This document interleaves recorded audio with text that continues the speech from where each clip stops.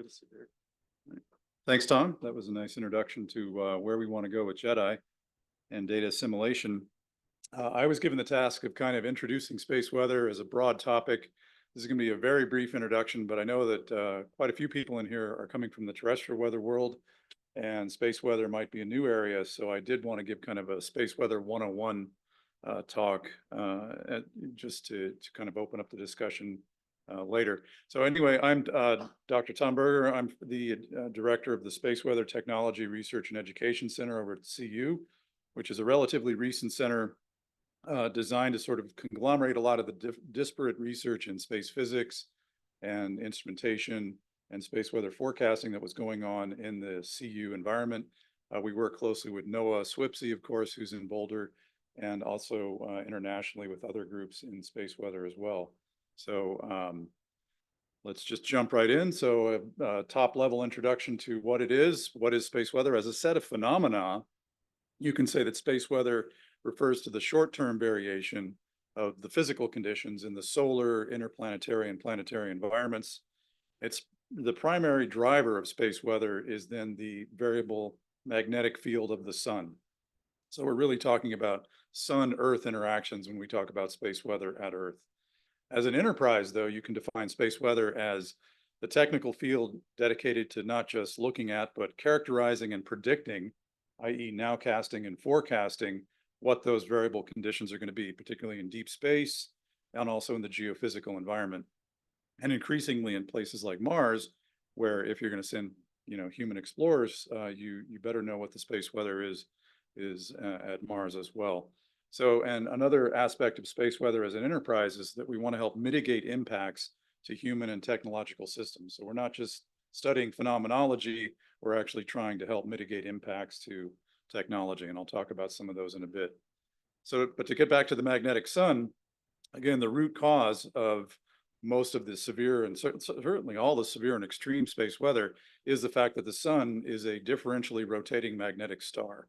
And it has this 11-year activity cycle as a result. So what you're looking at is a plot of the number of sunspots on the sun, which have been observable since telescopes were invented back in the 17th century. And you can see there's this nice sort of 11-year cyclic behavior.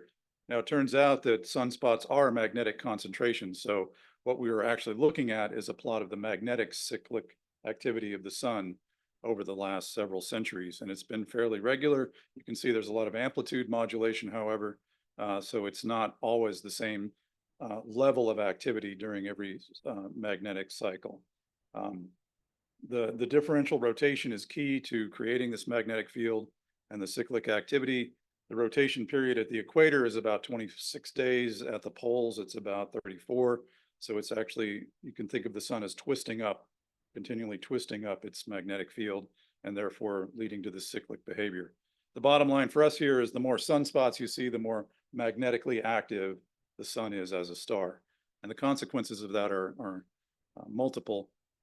First, though, let's look at what the sun looks like in the magnetic field. This is essentially hyperspectral imaging of the sun, including Zeeman effect polarization, and voila, you can see the magnetic field on the sun. And so what you're looking at there are positive and negative areas of magnetic field. And if you fade into what we see by eye and what Galileo saw back in the 17th century using telescopes, sunspots turn out to be magnetic concentrations. So if we fade back, you can see everywhere there's a sunspot, there's a concentration of this magnetic field.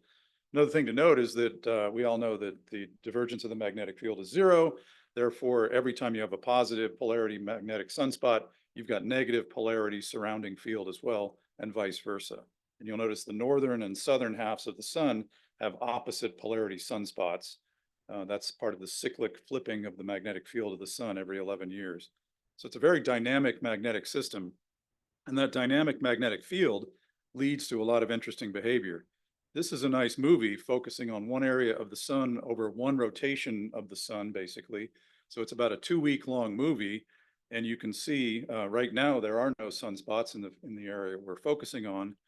But as they begin to emerge right about now, you can see how dynamic they actually are. So sunspots are not just these nice little round things that you may have seen. They might start out like that, but they quickly can become very complex. There's a lot of shear flows in the surface of the sun, which cause these opposite polarity regions to interact in very dynamic ways. You can see this rotation of the sunspot on the lower left there, this big shear zone in the middle of the system going on there. That's where a lot of the activity in the upper atmosphere that we'll talk about later happens, in these shearing zones between sunspots. And here we are rotating all the way over to the other side of the sun. So that was about a 2-week movie. This active region was fairly large. It will last around again. Sometimes these big active regions can last for 2 or 3 rotations of the sun. So 2 or 3 months is kind of the time scale for active region life on the larger scale. But as you can see, the dynamics are on minutes to hours to days kind of time scales for the magnetic field. Now, what are the consequences of this solar magnetism? One of the main things is all of that magnetic field and dynamic activity is twisting up magnetic fields, having them interact, and that interaction leads to a lot of electrical currents and release of energy, which ends up heating the upper atmosphere of the sun to over 1 million degrees. And that shows up in the form of the corona of the sun. On the right, you can see what the corona looks like during a total solar eclipse. That's what you can see by eye. On the left, though, you can see if you look at the sun in extreme ultraviolet or X-ray wavelengths from space, for instance, you can see a lot of emission in this very hot plasma. So the dynamic activity we saw in the sunspots ends up heating the upper atmosphere of the sun to 1 million degrees and causing, therefore, a lot more interesting activity. For reference, the surface of the sun is about 6,000 Kelvin. So you're going from 6,000 Kelvin into the vacuum of space. Normally, you'd think you'd decrease in temperature, but because of the magnetic field, you get a lot of heating and you end up with 1 million degree solar corona. And as a result of that, you end up with a solar wind, a supersonic outflow of this superheated plasma into interplanetary space. So this is a beautiful movie from the SUVI instrument on GOES, and also looking at what we call a coronagraph for the outer field of view there. And you can see that all this magnetic activity heats, again, this is an extreme ultraviolet image of the sun. You can see the bright spots that are sunspots. You can see the heating of the upper atmosphere. And then the outer movie, the gold movie there, you can see the outflow of this plasma in the form of solar wind. And the solar wind is continual. You can see some burstiness to it. It's nominally about 300 kilometers per second, so not super fast for what the sun can do, but it's constant. And this is constantly bathing the Earth and the Earth's magnetic field in a magnetic plasma. So that's the number, sort of the lowest level interaction of the sun with the Earth, the solar wind, constantly bathing our planet in magnetic plasma. Now, the more interesting thing is that as I showed you earlier, those very complex motions in the magnetic field of the sunspots, the differential rotation and those active region shear flows ends up causing eruptions in the atmosphere. So we call those solar magnetic eruptions.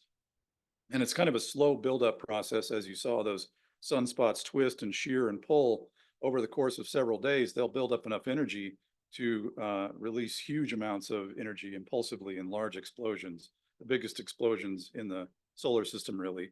And the result are what we call the 3 horsemen of space weather, solar sources of space weather. Number one, solar flares. You get a very large, when you have an explosion, you typically get a big outburst of electromagnetic energy. And sure enough, solar flares can go, they'll emit electromagnetic energy all the way from radio waves to gamma rays all across the spectrum. And you'll see an example of that in a bit. The other thing that happens is, like all explosions, a lot of material is ejected. So we call these coronal mass ejections when a lot of plasma is exploded out into interplanetary space. And this is, we're looking at billions of tons of plasma ejected into interplanetary space. And then finally, there's what we call solar energetic particle events. These are essentially, or radiation storms. These are essentially protons, electrons, alpha particles, and other heavy ions accelerated by this explosion to relativistic energies and then sprayed out into interplanetary space. So these are the kind of the 3 big things we worry about with space weather, especially in interplanetary space, and we'll see how these interact with the Earth in a bit. So this is a good movie of one of the largest explosions in the previous solar cycle. You can see it on the limb there. And the first thing you saw was that CME, coronal mass ejection, leaving, in this case, at about 2,000 kilometers a second.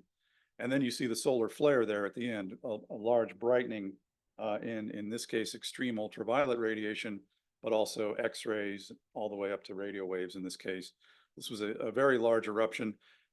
This viewpoint is again taken from the SUVI instrument on the GOES satellite at Earth. So we're looking from the Earth to the sun, and you can see how the explosion went off to the right.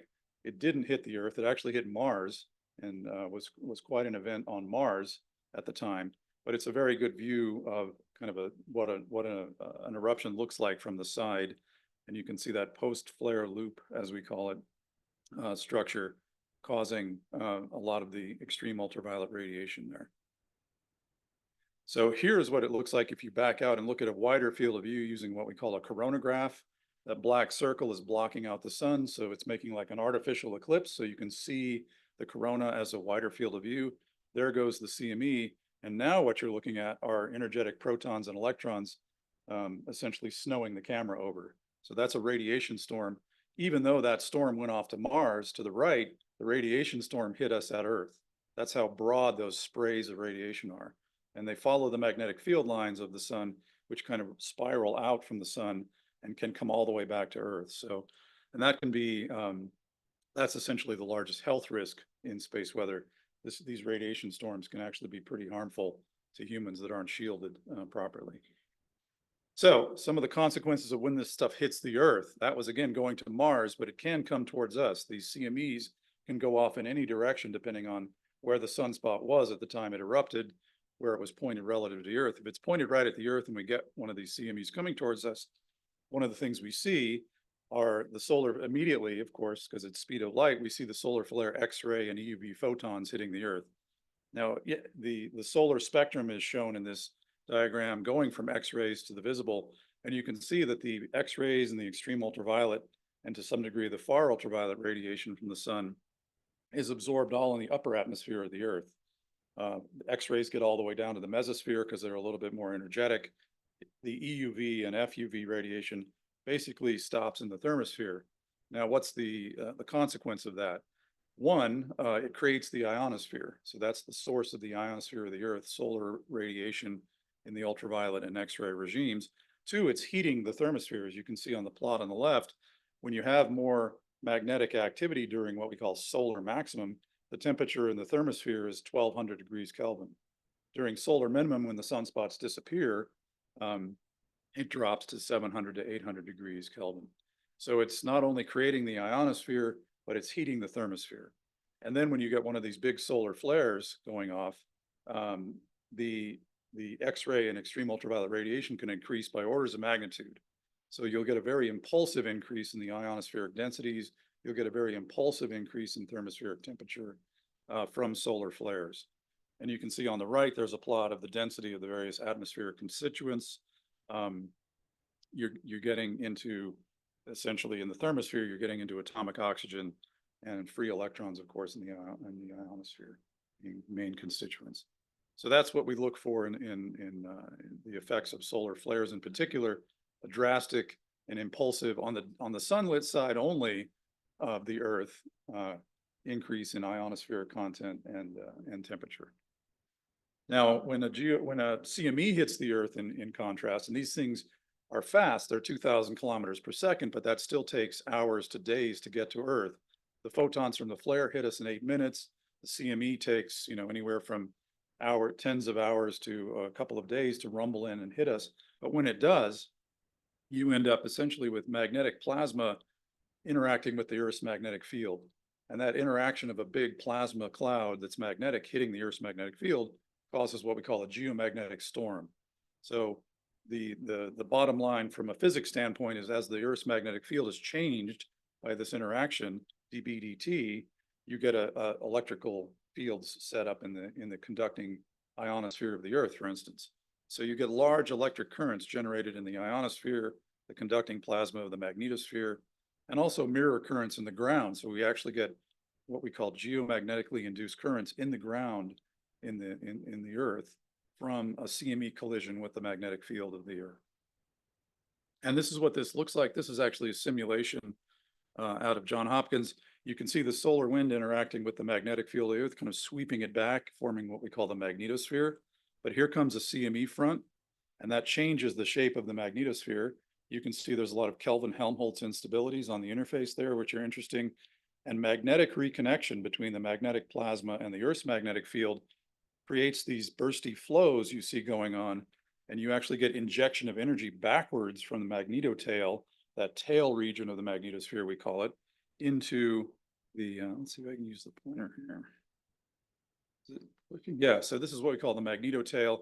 There's a lot of dynamic magnetic activity here, injecting flows back to the Earth, resulting in polar electric fields. So a lot of this is funneled into the polar regions of the Earth by the magnetic field of the Earth, creating, in this case, what we call cross-polar potential of the electric field. And you can see it's a very complex electric field structure. Now, not surprisingly, when you get these particles raining down into this electric field-aligned current system, as we call it, those particles begin interacting with the atmosphere. They collide with the oxygen and nitrogen at high altitudes, and voila, that's the cause of the aurora. So the aurora is the most visible manifestation of space weather at Earth. It's relatively harmless. It creates some radio interference and GPS interference, as we'll see, but it is the most direct measure of how strong a geomagnetic storm is. The stronger the geomagnetic disturbance, the more injection of energy into the polar regions, the bigger the aurora. And the farther south the auroral zone moves. So in a very big storm, you'll get aurora not just at the polar regions, but farther and farther south. The superstorms of the past, for instance, have had aurora overhead in Florida, for instance. And we haven't seen that since maybe 1921 or so, but it is possible. So that's the most visible manifestation of a geomagnetic storm. Another manifestation is the Van Allen radiation belts are become very dynamic. And this is the elliptical traces you see here are the orbits of the Van Allen probe satellites, NASA mission that terminated a few years ago. But during its lifetime, measured in this case, electron 4.2 MeV electrons, so relativistic electron content in the radiation belts. And this is a time frame over the course of years, but you can see as geomagnetic storms come in, you get this very dynamic increases in the amount of relativistic electrons trapped in the Van Allen radiation belts. And the belts themselves can change structure. They can break into 2 or 3 in this case. And as we'll see, this has consequences for satellites that are orbiting at geosynchronous orbits or medium Earth orbits in the middle of this radiation belt. Low Earth orbit is below all of this, so they don't see any, low Earth orbit satellites don't really see any radiation belt changes, but it's a very significant consequence for higher orbiting satellites. So that's the dynamic radiation belts. Some of the technological impacts that I've been kind of mentioning as we're going along here. Again, solar flares, when they do this sudden impulsive change in the ionospheric content and heating, create a lot of turbulence in the ionosphere. So you get degradation of over the horizon high frequency radio communications and radar. So ham radio, airline, shipping, search and rescue, missile defense radars, these can all be very severely impacted by these sudden changes in the ionosphere. Also, when solar flares, and it's not common, but sometimes solar flares can have a lot of energy right in specific radio bands, including the L1 to L5 bands for GPS. And so suddenly you'll get blinded radars, air traffic control radars can be blinded if they're looking towards the sun and a radio flare goes off. This happened in Sweden in 2015, for instance. Or you can get GPS systems suddenly swamped with noise strictly from a solar flare going off. And the time frame for that is maybe an hour, maybe 2 hours of degraded service. But it can be very serious. You can imagine if you're on a precision approach using GPS and you've got a flare going off at just the right time, you could be in kind of a sticky situation. Coronal mass ejections in geomagnetic storms are the most consequential effect of space weather at Earth. They are the ones that really do wreak some havoc through enhanced electron population in the radiation belts, as we talked about. So satellites up in MEO and GEO can be swamped by relativistic electrons, causing single event upsets or surface charging, which can cause lightning discharges essentially. And satellites in the past have been destroyed by these discharges. So it can be pretty serious. The excess heating of the thermosphere as these changes are going on can actually lead to swelling of the thermosphere up into the LEO altitudes of satellites and cause very large increases in drag for satellites in LEO. And this can lead to loss of tracking accuracy, which is becoming more and more important as LEO is crowded with more satellites. These, mega constellations with thousands of satellites are going in, plus the debris population is not shrinking, it's growing. And so the idea that you have to constantly track 20,000 objects in LEO is a hard enough problem. And it gets really tough when they start moving around due to drag, and you have to try and figure out who's moving where and when. That's one of the key challenges in space weather forecasting today, is to try and help the space traffic coordinators know what's going to happen to the density in the thermosphere, and therefore the LEO satellite constellations. These field line currents that cause the aurora cause a lot of local heating and turbulence in the polar regions. So you get decreased GPS accuracy in the polar regions, navigation accuracy goes down.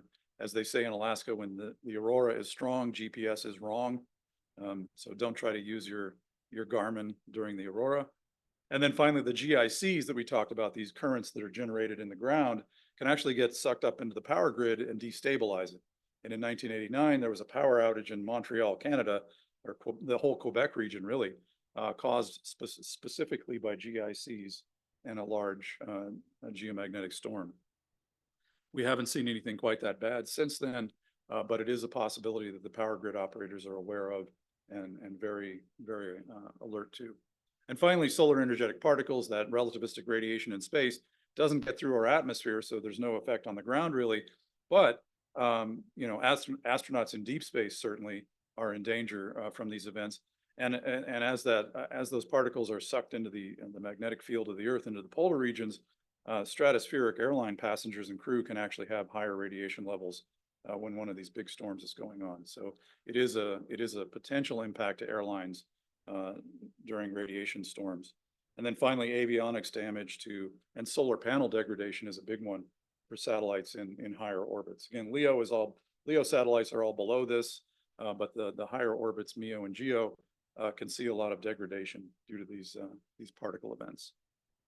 Okay, this is just a splash slide from ESA showing the impacts all the way from astronauts, satellites, airlines, down to the GICs and precision navigation. How do we measure these things? You got to quantify something if you want to predict it, right? So the eruption magnitude on the sun is measured typically by the GOES satellite, which has an X-ray photometer on board looking at the sun 24/7. And the 1 to 8 angstrom X-ray band is where we classify flare strength. So the strength of the flare typically correlates with the strength of the eruption, and we classify flares from A, B, C, M, and X level flares using these X-ray monitors on the GOES satellites. Similarly, GOES has proton monitors, so we measure the radiation storm intensity using the proton levels measured at geosynchronous orbit. So it's maybe not the greatest measure of what the true radiation storm level is out in deep space, but it's the best we have here at Earth.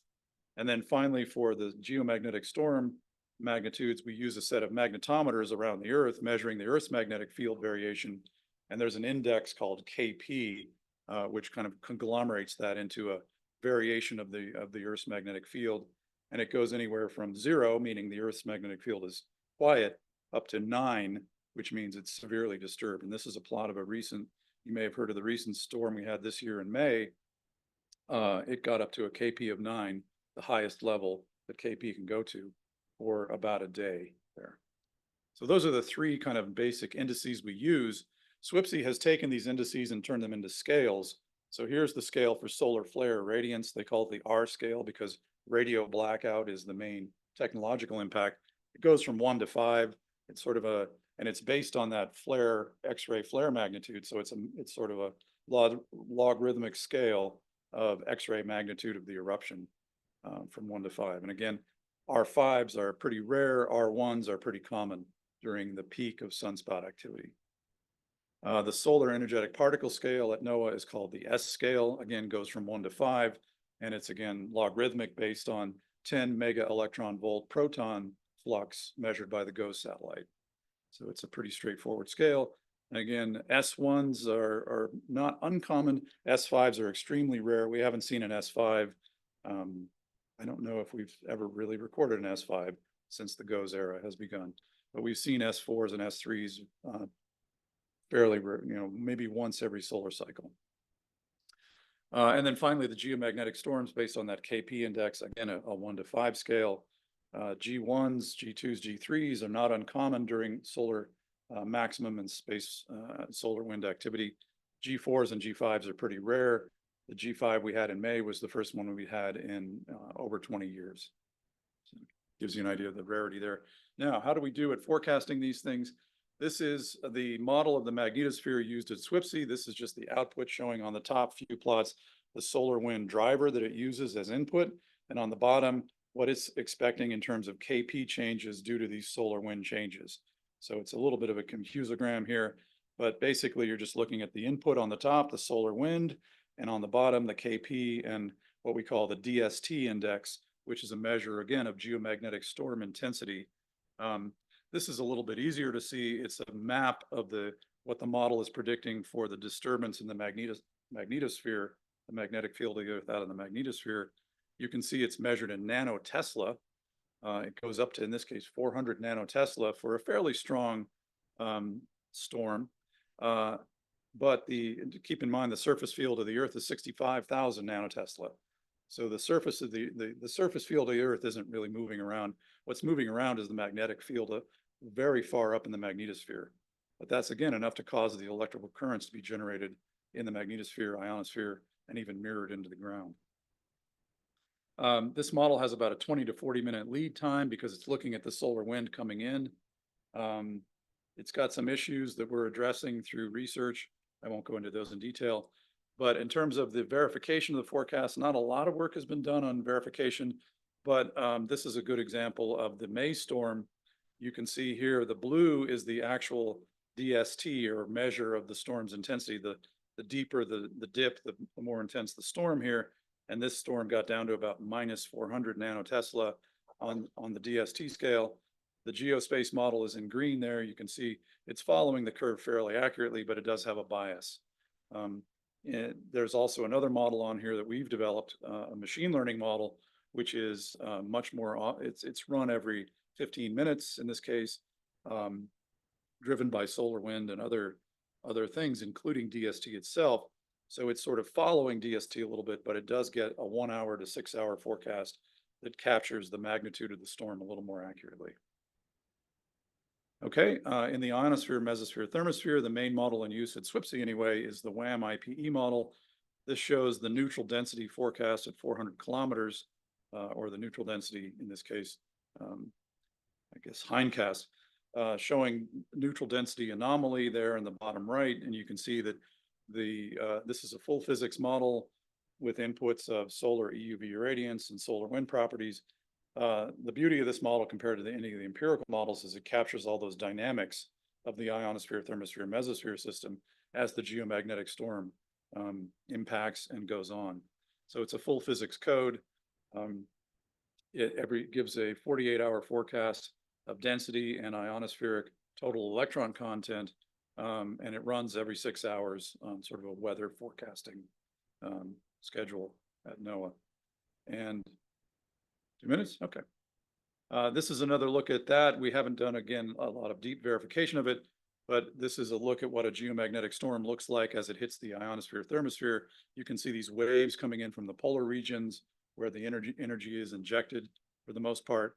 That's how the energy is sort of spread across the entire system. You can see on the right, the Gochi blue line there, that's a satellite in orbit with an accelerometer, which can directly kind of give you a neutral density measurement. And the green line is the WAM-IPE model after correction by a data assimilation method developed by Eric Sutton here at CU. On the bottom, you can see, though, that the free-running model is the red line, has a fairly large RMS error. But once it's corrected with data assimilation, of course, which is the point that Tom was making earlier, you need data assimilation to match any kind of nonlinear dynamic system, we do much better. So that's the goal, is to improve that even more with various types of data assimilation going forward. So to wrap up, currently what we can do from a space weather forecasting skill standpoint, these are products issued by NOAA to end users. There's a watch, warning, and alert system. A watch is basically we think something might be happening. A warning is we're pretty sure something's going to happen. And an alert, of course, is something is happening. And you can see here that from the standpoint of space weather, the key driver of all severe space weather, the magnetic eruption or the flare, the first thing we see from the eruption. Currently, we can't predict it well enough to give a watch. We can't predict it well enough to give a warning. All we're doing is saying it just happened. So end users are just alerted to the fact that a flare or an eruption is going off. Radiation storms, we can give a little bit of warning because when we see a big flare, there's maybe 15 to 20 minutes before the protons arrive at Earth. So there is a little bit of warning time we can give on a radiation storm. And of course, we can alert people when the protons hit GOES.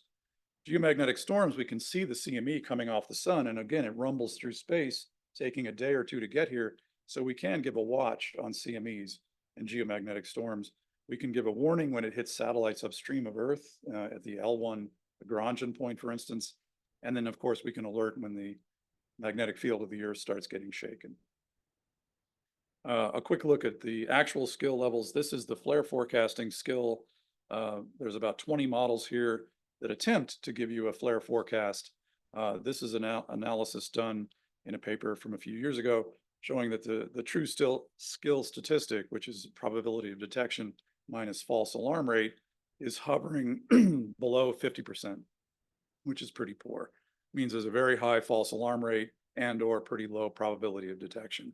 So again, flare forecasting is really tough. That's why SWPSI doesn't even try to issue watches or warnings.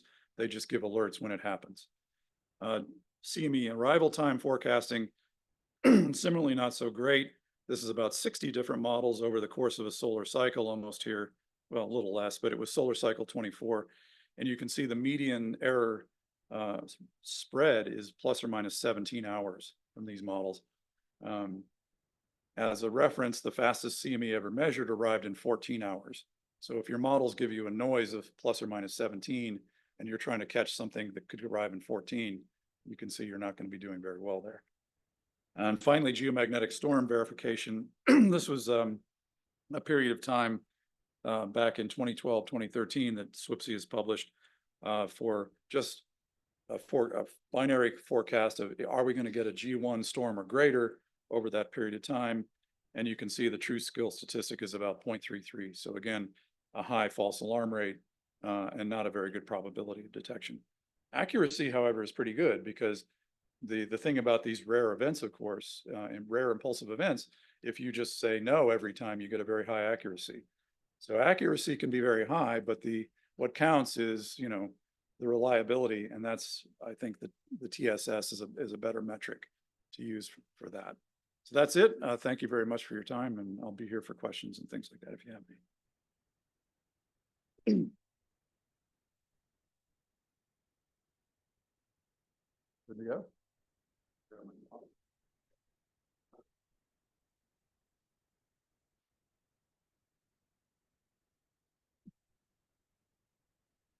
Oh, I forgot to mention that none of the talked about currently use data assimilation in the upper atmosphere or heliosphere. There's some data assimilation going on in the lower atmosphere for some of these models, but again, that's why we're here today. We want to bring data assimilation into these models and even more than it currently is. So.